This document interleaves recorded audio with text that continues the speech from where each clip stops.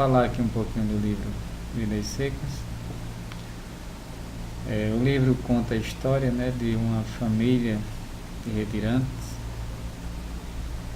Fabiano, Sinha Vitória, o menino mais velho, o menino mais novo e a cachorra baleia. Então, são essas personagens do livro. A cachorra entra como personagem. É considerado uma obra-prima, né, da literatura brasileira,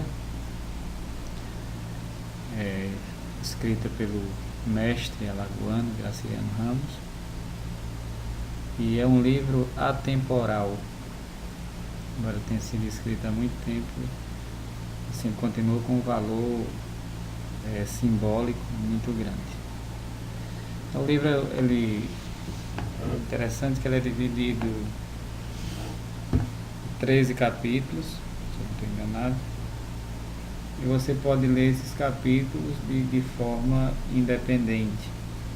É como se fosse uma junção de contos independentes que termina numa história só, que é essa história da saída da vida difícil dessa família de retirantes. Então, o primeiro capítulo do livro é um capítulo chamado Mudança, que essa família vai saindo, não tem precisamente um lugar, ela vai saindo. A descrição a paisagem é do Nordeste, a seca, mas não tem um local específico. E Fabiano sai com a mulher, com os filhos, no início da viagem com um papagaio que não falava. Esse papagaio serve de alimento depois na beira de um rio para a família. E a cachorra-baleia, que há quem diga que era mais humanizada desses personagens citados, era mais humana do que o próprio Fabiano. Essa cachorra era quem livrava, de certa forma, a família de morrer de fome, pegando um preá, fazendo alguma ajuda. Então, o primeiro capítulo é esse aí, Mudança, e o último capítulo é Fuga. Então, a gente vê que são quase sinônimos, né? Mudança e fuga. Então, claro, tem um capítulo dedicado a Fabiano, assim, a Vitória, um menino mais velho, um menino mais novo. Tem um capítulo Inverno, um capítulo Contas. A cachorra-baleia também tem direito a um capítulo, certo? Então, mais ou menos essa aí é a estrutura do livro. Então, o vaqueiro Fabiano, ele perambulava, né, de fazenda em fazenda, e sempre era explorado pelos patrões. Mal sustentava a família, os meninos passavam necessidade, a mulher sentia falta do mínimo, que era um vestido, que era, né, uma roupa simples que não tinha, e tinha um sonho, né, assim, a Vitória tinha um sonho que era de uma cama do lastro de couro. Essa cama era um desejo maior de Sinha Vitória. Então, existia de certa forma uma divergência entre os dois, porque Sinha Vitória dizia que não comprava cama porque Fabiano gastava o dinheiro, e Fabiano dizia que não comprava cama porque ela gastava com as coisas dela, com os tamancos, que não sabia inclusive andava que nem papagaio, se apragar tanto. Essa divergência existia. Então, na verdade, o fato dela não poder comprar essa cama era porque o patrão não pagava a Fabiano o direito que ele tinha de verdade, né?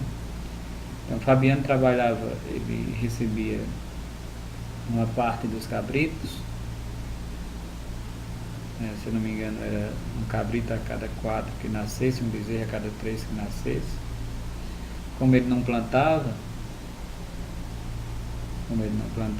ele era obrigado a pegar na mercearia por um preço elevado, né, os alimentos, e terminava se endividando. Então, inclusive nesse livro tem um capítulo chamado Contas, que vai tratar exatamente dessa enrolação do patrão para com ele, certo? E na verdade, pegar aqui o sonho de Tia Vitória, que era da cama, que não se concretiza, né, porque quando ele vai fazer uma prestação de conta, pensa que o dinheiro era uma coisa avantajada, recebe uma pequena quantia. E para Fabiano, a seca era sempre um monstro. Ele sempre temia muito a seca, porque se não tivesse inverno, ele não teria a profissão. Ele precisava que chovesse, né, para que ele tivesse o direito de ser explorado. Né? Até ironicamente, para ter o direito de ser explorado, teria que chover. E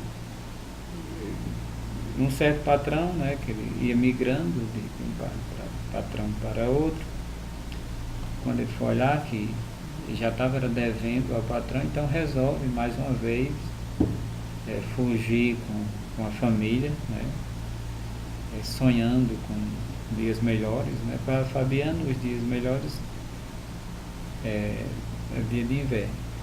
Sim, a Vitória tinha um sonho de colocar os meninos para estudarem, que era para se tornar gente, um sabido, um das letras, e Fabiano achava que o saber era perigoso, eles discutiam também em relação a isso, né? Havia uma certa divergência. E um dos filhos dele, o objetivo era ser vaqueiro como o pai, como fosse uma determinação de seguir a mesma carreira do pai. Certo? Então, assim, mais ou menos é esse o resumo do livro. Se você for analisar agora da questão do entendimento do livro, é uma coisa bem mais ampla, mas o resumo é isso: essa família de retirantes que sai perambulando pelo mundo, e o autor não coloca nenhuma perspectiva de mudança. Se formos analisar pelo lado ideológico, né, que Graciliano foi mestre nisso, ele colocou no livro dele várias coisas, inclusive o confronto socialismo e capitalismo, exploração e explorado. Ele colocou a questão da força do governo, representada pelo soldado amarelo, que aparece lá no livro também, que dá umas lapadas no Fabiano, para analisar por esse ângulo. E assim, então, nesses termos ideológicos, é um livro que ele rende uma discussão bem mais ampla, né?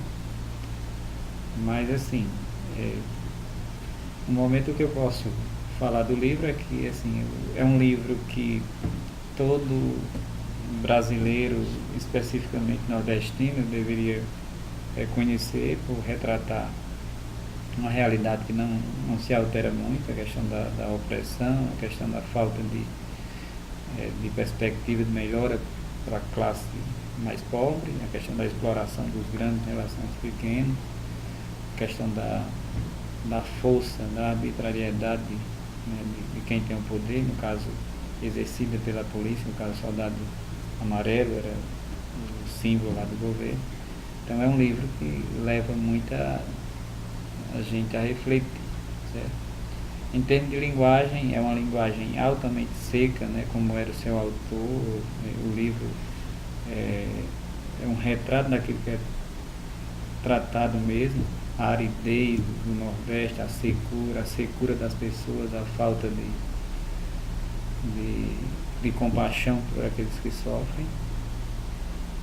E talvez um livro como esse ele possa abrir o pensamento, né, de várias pessoas, para ter uma compreensão maior da realidade nordestina, né, do povo que é castigado, né, pelas condições geográficas e pela a questão de abandono do poder, né, que Fabiano, de certa forma, era um abandonado do poder.